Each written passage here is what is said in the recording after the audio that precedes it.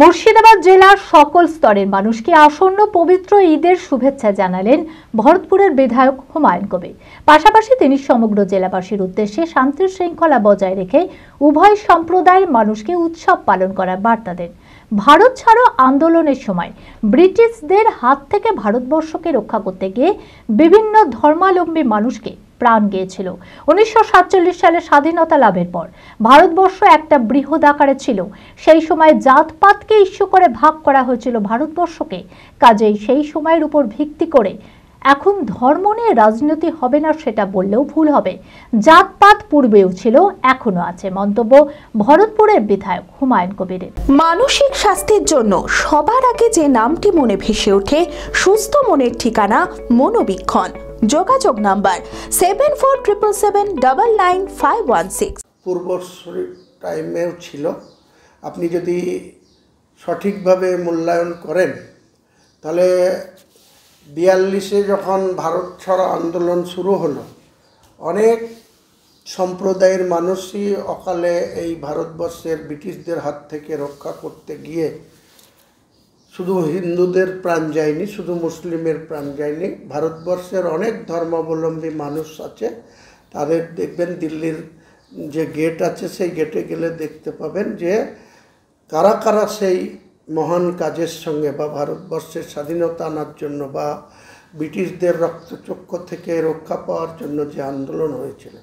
পরিশেষে 1947 সালে যখন ভারত স্বাধীনতা পেল, সেই স্বাধীনতার পর থেকে আপনি লক্ষ্য করুন এই দেশটা বিরাট বড় আকারে ছিল। আফগানিস্তান থেকে শুরু করে পাকিস্তানের কোনো অস্তিত্ব ছিল না, বাংলাদেশের কোনো অস্তিত্ব ছিল না, অন্য কোনো দেশের কোনো অস্তিত্ব ছিল না। এই ভারতবর্ষ একটা বিরাট আকারে ছিল, বৃহৎ আকারে ছিল।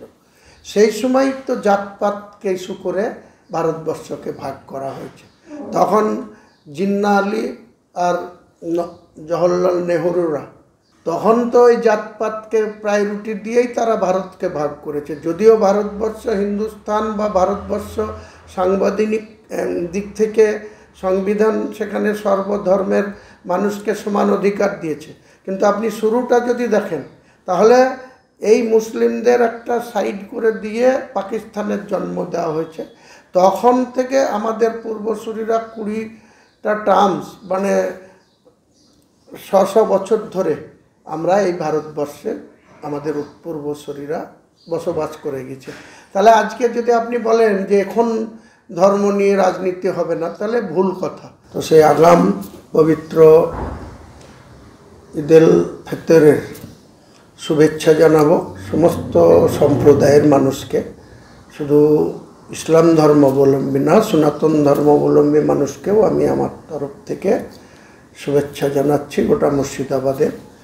বহু বছর পরে ঈদে বাড়ি ফেরা, সব যেন কেমন অচেনা অজানা। রায়ন বেটে কেমন আছো ইদ্রিস চাচা?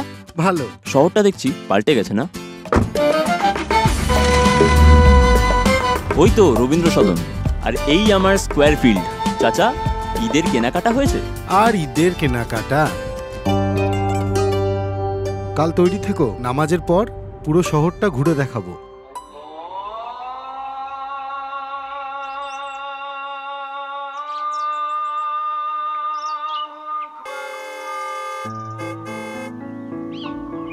চাচা, ভেতরে আসো। ঈদ মুবারক। এটা তোমার জন্য। আমার? কিছু ঐতিহ্য, কিছু সম্পর্ক কখনো পাল্টায় না। চেনা ঈদের চেনা পোশাক, পাঞ্জাবির রাজা নবাব।